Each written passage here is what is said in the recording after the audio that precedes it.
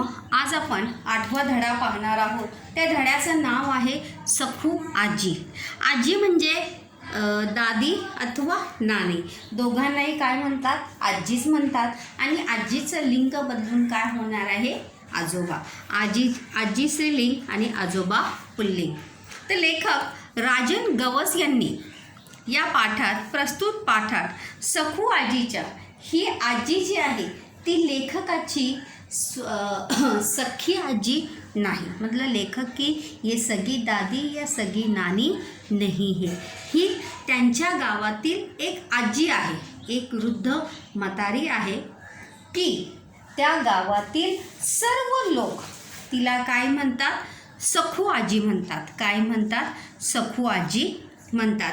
आणि त्याचप्रमाणे गावातील सभी लोगों के साथ साथ लेखक भी उसे अपना क्या मानते हैं?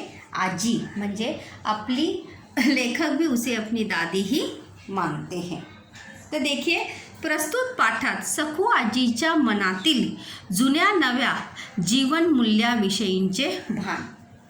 जीवनमूल्य मतलब जीवन जीने के तरीके या मूल्य, सीख जो है वो पुराने रीति रिवाज को भी मानती थी और जो नए रीति रिवाज है या नई बातें हैं उन नए बातों का भी वो स्वीकार करती थी, नई बातों को भी वो अपनाती थी.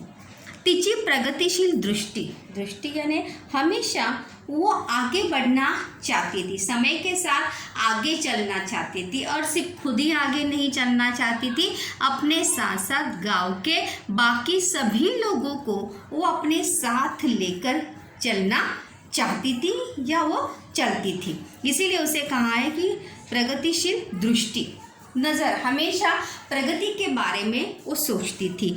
निर्णय क्षमता हे सखू आजीचे काय आहे? गुण आहे. क्वालिटी अगर सखू आजीची जर आपल्याला सांगायची असेल तर काय? निर्णय क्षमता मतलब डिसीजन लेने की क्वालिटी, निर्णय लेने की पावर जो है, क्षमता जो है वो सखू आजीमध्ये होती. माणसांवरचे प्रेम अतिशय सहजतेने व ओघवत्या शैलीत लेखकाने वर्णन केले आहे. आणि तिचं माणसांवरचं प्रेम बड़ी ही सहजता से और बड़ी ही सहज सोप्या अशा भाषेत लेखक ने सखू आजीचं वर्णन जो आहे इस पाठ में किया है. तो देखिए कशा प्रकारे लेखकाला सखू आजी भावली आहे. सखू आजी परवा वारली यानी मृत्यू होना. परवा म्हणजे 2 दिन पहिले. ही गोष्ट कदाचित सांगण्या इतपत महत्त्वाची नसेल, कारण आपण कितीतरी मृत्यू रोज अनुभवत असतो.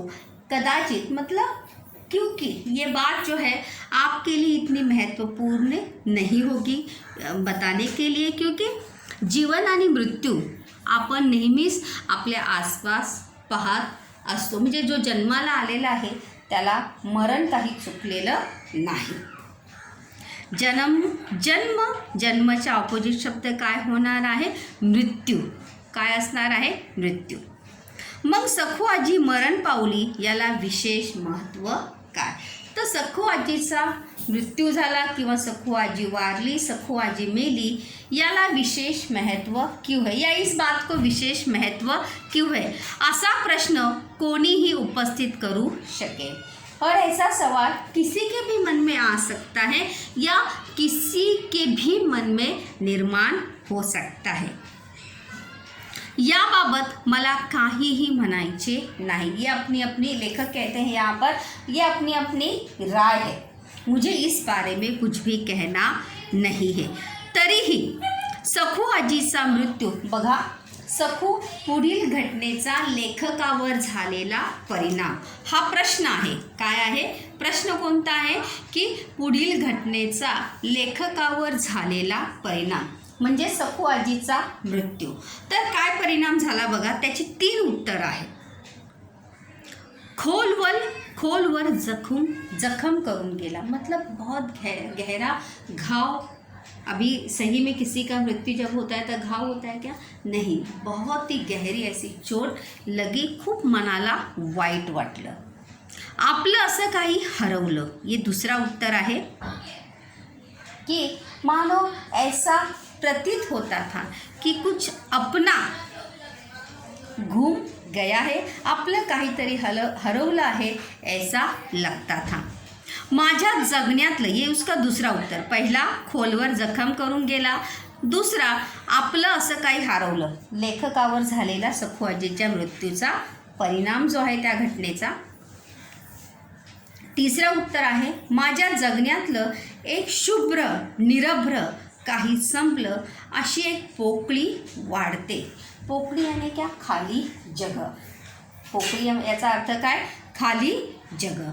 मतलब मेरे जीने का कुछ शुभ्र निरभ्र. शुभ्र निरभ्र म्हणजे एक मेरे जीने में या मेरे जीवन में जो भी कुछ अच्छा था वो क्या हो गया? खत्म हो गया. ऐसी कमी अभी मुझे महसूस होती है. पोकळी म्हणजे काय? कमी. पोकळी वाढते मतलब अभी मुझे क्या होने लगा है, क्या महसूस होने लगा है? कमीपणा मला जाणवायला लागलेला आहे. कोण सखू आजी? बघा, लेखकाच्या मनात निर्माण झालेले प्रश्न. कोणतं वाक्य आहे हे? प्रश्नार्थी वाक्य आहे. कोण सखू आजी? माझी कौन लागत होती थी? मेरी कौन लगती थी? मेरी, जैसे मैंने शुरुआत में कहा कि सखू आजी कोणाची ही आजी लागत नहोती. गांव में देखो ऐसे कोई व्यक्ति होते हैं, फिर चाहे वो दादा हो या दादी हो, वो किसी के भी दादा दादी रियल में या वास्तव में होते नहीं, लेकिन इसके बावजूद भी गांव के सभी लोगों को वो चाहते होते हैं, पसंद करते हैं, और गांव के भी सभी लोग उन्हें क्या करते हैं? पसंद करते हैं. तो उसी में के एक थी सखू आजी. माझी कोण लागत होती ती? हे सुद्धा काय आहे? प्रश्नार्थी वाक्य आहे. कोणीच नाही, कोई भी नहीं. ना माझ्या जातीची ना पातीची, ना मेरी जात की थी ना मेरी रिश्तेदार थी, पण तरीही ती माझ्या जवळची होती. लेकिन फिर भी वो मेरे क्या थी? बहुत ज़्यादा करीब थी. भले हमारा खून का रिश्ता नहीं था. देखो आगे आया ही है, रक्ताच्या माणसा इतकीच. रक्ताच्या माणसा इतकीच मतलब जितना खून का रिश्ता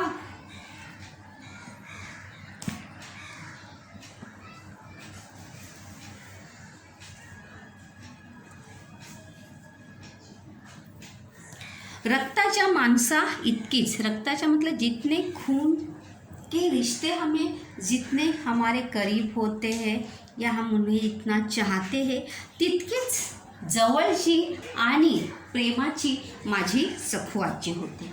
आता बघा सखू आजीची वैशिष्ट्ये. नेक्स्ट क्वेश्चन काय आहे?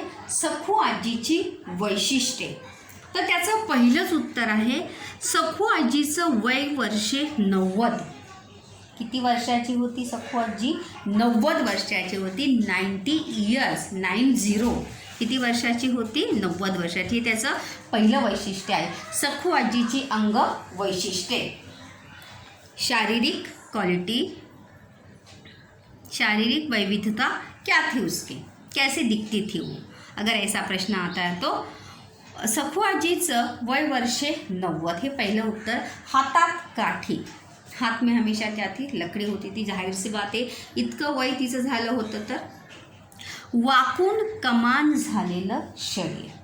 आणि जास्त वय झालं की माणूस कशामध्ये वागतो? कमरेमध्ये वागतो. तो इसीलिए ती कशामध्ये वाकली होती? कमरेमध्ये. कमर में वो झुक गई थी.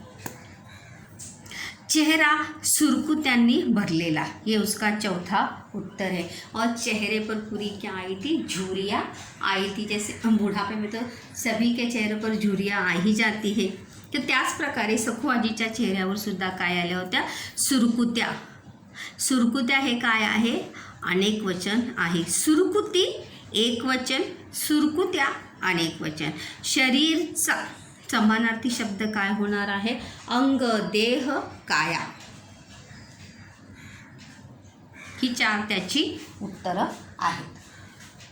पुढे पाहूया आपण मुलांनो. सखू आजी गल्लीतून जाताना कोणी सहज म्हटलं। अभी यहाँ से देखो उसके बारे में लेखक बताना शुरू करते हैं कि सखू आजी गांव के सभी लोगों को इतनी प्रिय क्यों थी, का सखू आजी लोकांना इतकी आवडत होती। सखू आजी गल्लीतून जाताना कोणी सहज म्हटलं, आजी कुठं चाललीस, तर लगेच कुठं जातोय बाबा, म्हातारं माणूस, हाडं गेली वड्याला, बघा माझ्या मड्याला। तर मानो किसी ने देखो ये सखू आजी जो है प्रश्न सुद्धा है। अगर आपको याद होगा वाक्य प्रकार लिखाते समय मैंने प्रश्नार्थी वाक्य में ये आपको सेंटेंस लिखकर दिया था कि सखू आजी कशात उत्तर देते। तो सखू आजी कवितेत उत्तर देते, सखू आजी काव्यात उत्तर देते, मतलब पद्य में सखू आजी सवालों का जवाब देती है। अगर कोई उसे सहज ही पूछता है की आजी कुठं चाललीस, हे सुद्धा काय आहे, प्रश्नार्थी वाक्य आहे, तर लगेच उत्तर कुठे जातोय बाबा म्हातारं माणूस, तर मैं बूढ़ी कहाँ जाऊंगी, हाडं गेली वड्याला, हाडं मतलब हाड़ मतलब हड्डियाँ, जैसे मरने के बाद इंसान को कहाँ दफनाते पुराने ज़माने देखो, वड़ा म्हणजे काय, छोटा सा झरना, तो उसके साइड में दफनाया या जलाया जाता था। तो इसीलिए वड़ा म्हणजे काय, ओढा हा शुद्ध मराठीचा शब्द आहे। बघा माझ्या मड्याला, मडा मतलब क्या, वो उसका मृत शरीर, बघा माझ्या, माझ्या यानी मेरे, मड्याला यानी मृत शरीर को। म्हातारी काय बोलते हे सगळ्यांना समजायचं असं नाही। मतलब सखू आजी की काव्यमय भाषा जो है सभी को समझ में आती ऐसा नहीं था। पण प्रत्येकजण सखू आजी देखो प्रश्न पण आहे की सखू आजी कोणतं उत्तर देत असे, कोणतं उत्तर देत असे, म्हातारं माणूस, हाडं गेली वडाला, बघा माझ्या माढ्याला, असं सखू आजी जी आहे ती काय देत असे, उत्तर देत असते। कवितेत जगते हे सांगणारी वाक्य जी आहेत या पाठामध्ये कोणकोणती आलेली आहेत, तर हे पहिलं वाक्य आहे, सखू आजी कवितेत जगते, कविता में ही वो जीती है मतलब कविता में ही वो हमेशा संवाद या बात करती है। ये उसका उदाहरण है पहले कि हाडं गेली वड्याला, बघा माझ्या मड्याला, मडा यानी मृत शरीर। पण प्रत्येक जन तिशाची बोलण्याचा प्रयत्न करतो, सभी उसकी बोली भाषा नहीं समझ पाते थे, लेकिन फिर भी हर कोई उसके साथ बोलण्याचा या बात करने का प्रयत्न करते थे। म्हातारी प्रत्येकाशी बोलते, म्हातारी प्रत्येकाशी बोलते, मला सखू आजी नेहमीच एक कविता वाटते, और इसीलिए सखू आजी सभी के साथ बात करती थी। लेखक देखो लेखकाला सखू आजी कोणासारखी वाटते, कोणासारखी वाटते, कवितेसारखी वाटते, कोणासारखी वाटते, कवितेसारखी वाटते। प्रश्नसुद्धा आहे, लेखकाला सखू आजी कोणासारखी वाटते, किसकी तरह लगती है, कोणासारखी वाटते, कविता की तरह, पोएम की तरह वो लेखक को महसूस होती है, लगती है। ती कवितेत बोलते क्यों लगती है, क्योंकि वो कविता में ही बात करती है। कवितेत जगते, कविताओं में ही वो जीती है। तिच्या इतकं प्रचंड भाषिक ज्ञान, तिच्या इतकं प्रचंड म्हणजे खूप, प्रचंडचा समानार्थी शब्द काय, खूप, भाषिक मतलब भाषेचं, ज्ञान यानी जानकारी मला कोणाकडंच दिसलं नाही, मतलब सखू आजी को जितनी भाषा की जानकारी थी, सखू आजी का जितना भाषा के ऊपर प्रभुत्व था, जितनी भाषा के ऊपर पकड़ थी, उतनी पकड़ उतना ज्ञान किसी और को नहीं था। अगर आज भी अगर हम देखेंगे, अगर आप भी अपने घर में दादी नाना के साथ अगर आप ऐसे गप्पे मारते हुए उनके साथ किसी भी टॉपिक के ऊपर अगर आप बात करेंगे तो उनकी बातें सुनकर आप खुद हैरान हो जाएंगे कि ये इस विषय के बारे में इतना कुछ जानते हैं। और हाँ, लेकिन उस विषय से वो परिचित होने चाहिए। अगर उस विषय से वो परिचित है तो ज़रूर वो इतनी अच्छे से उस बात को आपको समझाएंगे कि आप खुद दंग रह जाएंगे की आमचे आजोबा आजी इतक्या चांगल्या प्रकारे आमच्याशी संवाद साधत आहे। याच्यातून संवादाचा एक सोमत का एक प्रश्न आहे, आजीची 4 भाषिक वैशिष्ट्ये सांगा। तर सखू आजीच एक काय होती, कविता होती। सखू आजी कशामध्ये बोलायची, कवितेमध्ये बोलायची, कवितेत जगायची। ये सोमत का उत्तर है बच्चों। तिचे बोलणे यमक युक्त मतलब राइमिंग में उसका बोलना हमेशा होता। जैसे अभी हमने इसके पहले एक सेंटेंस देखा था, हाड गेली वड्याला बघा माझ्या मड्याला। वड्याला और मड्याला ये 2 राइमिंग वर्ड्स वहाँ पर आए थे। ती हजर जवाबी ना प्रेजेंस ऑफ माइंड, हमेशा तुरंत जवाब, किसी भी शब्द प्रश्न का तुरंत जवाब देने की क्षमता या कला उसके अंदर थी। तिच्या बोलण्यात अकृत्रिमता, सहजता होती, मतलब बहुत ही नेचुरल वो बोलती थी। तिच्या इतके, आजी इतके प्रचंड भाषिक ज्ञान और किसी के भी पास नहीं होता, ये लेखक को ऐसा लगता था। तर अशा प्रकारे लेखकाला ही सखू आजी भावली होती। त्याच्यानंतर दुसरासुद्धा सोमताचा प्रश्न येऊ शकतो की तुमच्या आजीविषयी किंवा तुमच्या आजीचे कोणते स्वभाव गुण तुम्हाला आवडतात, किंवा दुसरा पण प्रश्न येऊ शकतो की तुमच्या आजीच्या स्वभाव गुणांचा अथवा आजी किंवा आजोबा असण्याचा आपल्याला कोणत्या प्रकारे फायदा होतो, या किस प्रकार से हमारे जीवन में उनका महत्व है, हमारे जीवन में उनका स्थान है। तो अशा प्रकारे सोमतचे प्रश्न हम अपने हिसाब से उसको क्रिएट कर सकते हैं। ये चित्र में अगर आप देखेंगे तर बघा, ही सखू आजी आहे जी कमरेमध्ये काय झालेली आहे, वाकलेली आहे। सखू आजी सहज बोलायला लागली तरी एक कविताच बोलायची। अगर वो सहज भी बात करती होती तो वो क्या करती थी, कविता में ही बात करती थी। म्हणजे कुणी म्हटलं, म्हातारी गप्प घरात बसायचं सोडून कुठं निघालीस मरायला, तर ती लगेच म्हणायची, मरण लोकाला सरण दिक्काला।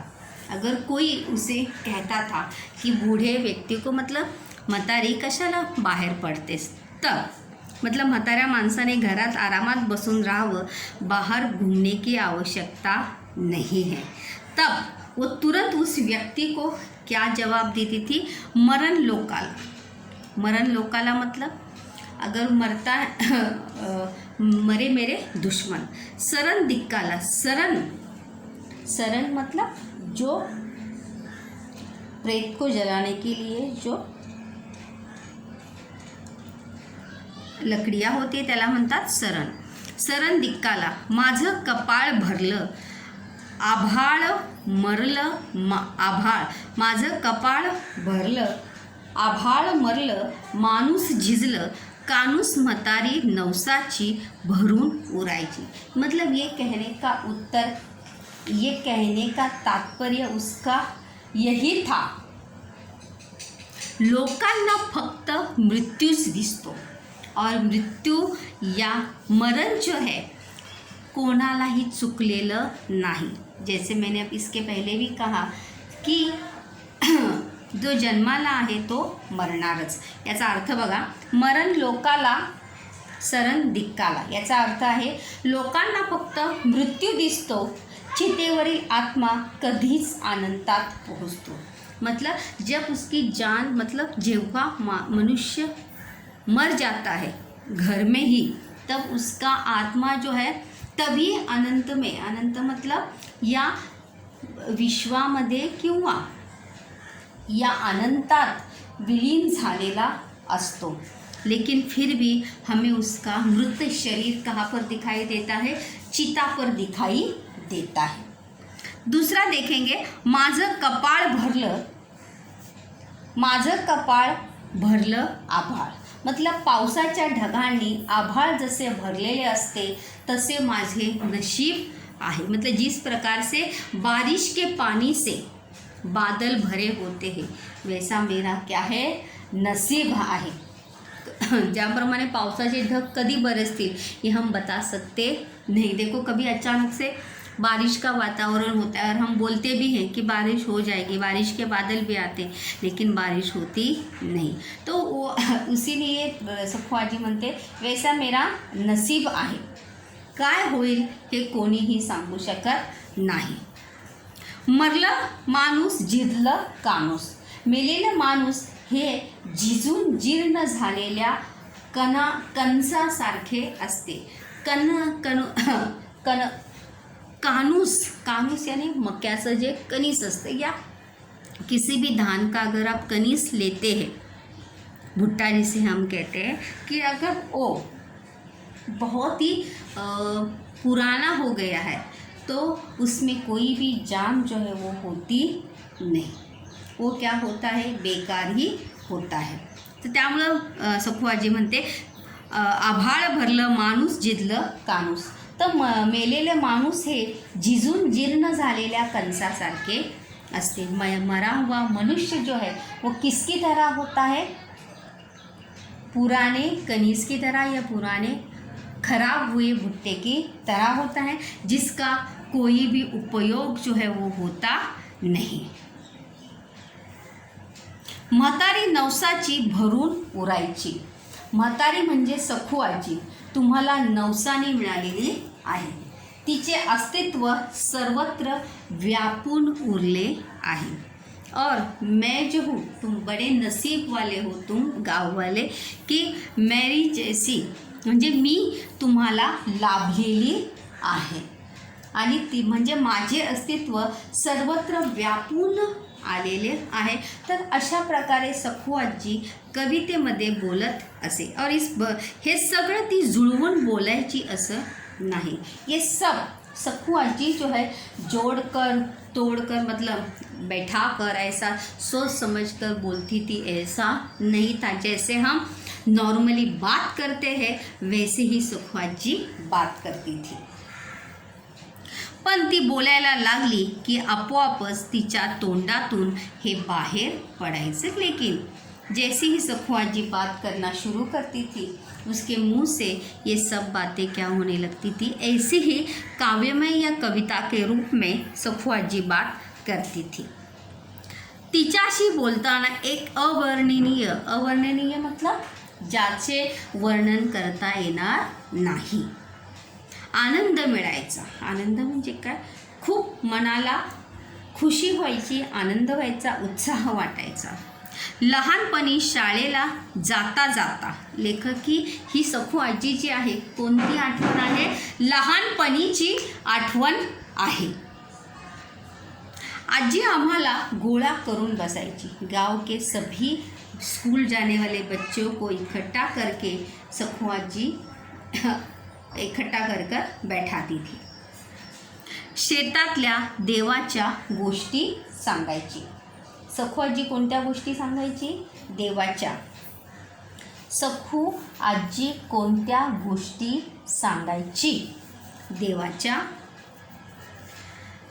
सखू आजीची गोष्ट कधी कधी आठवडा चालायची। देखो सखुआजी की कहानी की ये विशेषता है, गोष्टीची ही विशेषता है कि सखुआजीची जी गोष्ट आहे ती आठवडा मतलब 7 दिन तक सखुआजी की कहानी जो है वो खत्म होती नहीं थी। इतकी मोठी गोष्ट जी आहे सखुआजी सांगत असे। यहाँ पर प्रश्न पण आहे की सखुआजीची गोष्ट किती वेळ चालायची? आठवडा। शाळेला जाताना काही वेळ आणि शाळेहून येताना काही वेळ। और ये सभी बच्चे वो कहानी कब सुनते थे? स्कूल जाते समय कुछ और स्कूल छूटने के बाद कुछ। और वो जो समय था उतने ही समय में वो कहानी सुनते थे।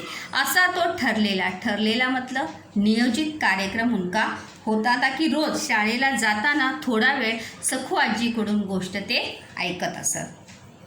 एकदा आजीनं एक गोष्ट सहज मतलब ऐसे ही शुरू केली आणि संपवले, मतलब तुरंत शुरू की और तुरंत खत्म की. लेकिन इसके पहले बच्चों को क्या आदत हुई थी कि सखू आजी की कहानी जो है कितने दिन चलती थी, 8 दिन सखू आजी की कहानियाँ जो है वो चलती थी. यहाँ पर अगर देखेंगे तो सखू आजी की विशेषता यहाँ पर हमें कौन सी और एक है कि गोष्ट सांगणारी, आणि कोणती गोष्ट, मोठ्या मोठ्या गोष्टी सांगणारी सखू आजी. पण ती माझ्या मनात दीर्घकाळ रेंगाळली. दीर्घकाळ म्हणजे खूप वेळ. रेंगाळली म्हणजे काय, रेंगाळणे म्हणजे लक्षात राहणे. लक्षात ठेवा अर्थ. यहाँ पर देखिए तो हा अर्धविराम आलेला आहे. विराम चिन्ह पण लक्षात ठेवा. एकदा आजीनं एक गोष्ट सहज सुरू केली, हे विधानार्थी वाक्य आहे. त्यानंतर पण ती माझ्या मनात दीर्घकाळ रेंगाळली, मतलब बहुत समय तक लेखक को वो कहानी जो है याद थी और अभी भी याद है. आजी म्हणाली शेतात एक साप होता. देखो ये इसके ऊपर प्रश्न है, याद रखिए. आजी म्हणाली शेतात एक साप होता, त्याचा माणूस झाला. लक्षात ठेवा. मतलब आजीच्या गोष्टी संदर्भात प्राणी व वस्तू यांच्यामध्ये झालेला बदल. प्रश्न पण आहे चौकटीमध्ये पूर्ण करा याच्यासाठी. तर त्याचा पहिला आहे प्राणी व वस्तू. आजीच्या गोष्टी संदर्भात प्राणी व वस्तू यांच्या संदर्भात झालेला बदल. तर शेतात एक साप होता, त्याचा माणूस झाला. शेतात एक साप होता, त्याचा काय झाला, माणूस झाला. तर माणूस, साप काय आहे, प्राणी आहे, आणि त्याचा बदल कशात झालेला आहे, माणसामध्ये झालेला आहे. त्याला पंख फुटले. त्याला काय फुटले, पंख फुटले.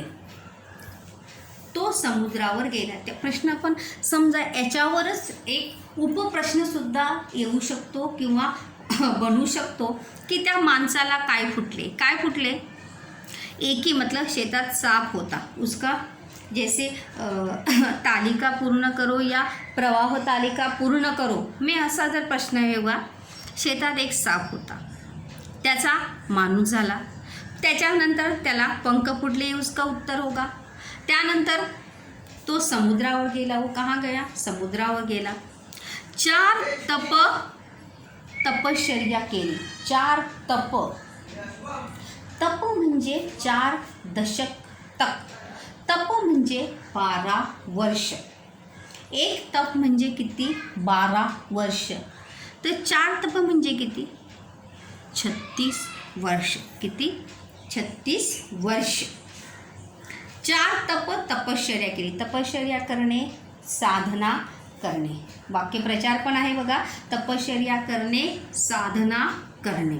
ऋषीमुनी आपल्या विद्या साधनासाठी काय करतात, तपश्चर्या करतात. हा काय आहे, वाक्यप्रचार, वाक्य बनवलेला आहे.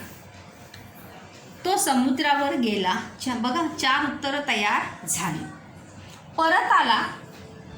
4 तपश्चर्या केली, त्या परत आला. त्या परत आलेल्या माणसाचा काय झाला, बैल झाला. जो आदमी सापाचा काय झालेला, माणूस झाला. वो 4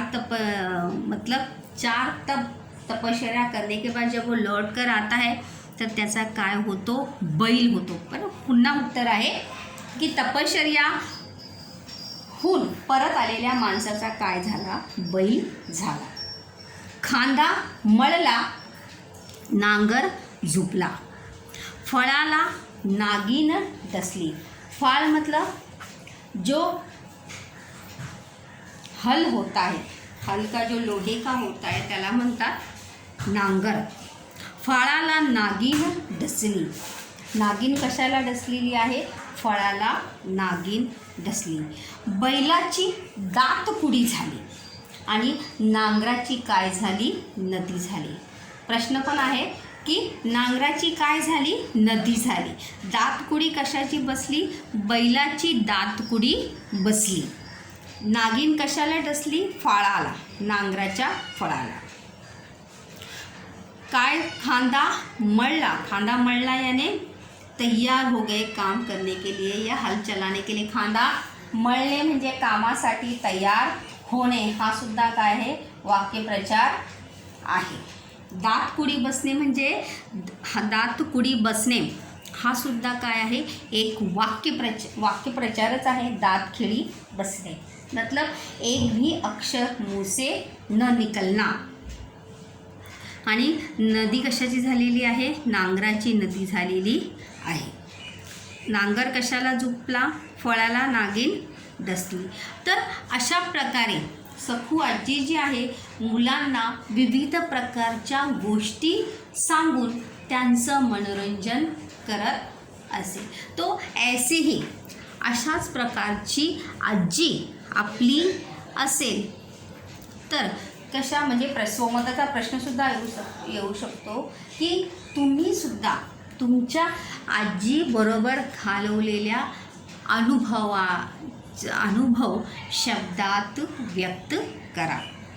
मतलब आजीबरोबर घालवलेल्या क्षणांचे अनुभव किंवा आजीबरोबर जे दिवस तुम्ही घालवलेले असतील त्या घालवलेल्या दिवसांना शब्दबद्ध करा. शब्दबद्ध करा म्हणजे शब्दात व्यक्त करा. मतलब अपने दादी के साथ, नानी के साथ बिताए हुए पलों को क्या करिए, शब्दबद्ध करिए. मतलब शब्दों में व्यक्त करिए की तुम्ही तुमच्या आजीबरोबर कशा प्रकारे दिवस घालवलेले आहे किंवा तुमच्या आजीने तुम्हाला कोणकोणत्या चांगल्या गोष्टी शिकवलेल्या आहेत. ही तर काय आहे, लेखकाची सखू आजी आहे, गावातील सर्व लोकांची आजी आहे. पण आपली आजी कशा प्रकारे आपल्याला वेगवेगळ्या गोष्टी सांगत असते. हमेशा देखो हमें हर प्रकार की बातें जो है हमारी आजी हमें बताती रहती है कि क्या करना चाहिए, क्या नहीं करना चाहिए, क्या सही है, क्या गलत है. तर आपल्या आयुष्यामध्ये आजीची असलेली भूमिका, तुमच्या जीवनात आजीची असलेली भूमिका किंवा स्थान स्पष्ट करा, असा सुद्धा स्वमताचा प्रश्न येऊ शकतो. तो उस पर आपको अपने विचार आपके दादी या नानी के बारे में आपको लिखना है कि आप क्या उसके बारे में महसूस करते हो कि आप अथवा आप क्या उनके बारे में सोचते हो. तर अशा प्रकारे एक पार्ट जो आहे तो आपण सखू आजीच्या पाठाचा पाहिलेला आहे की कशा प्रकारे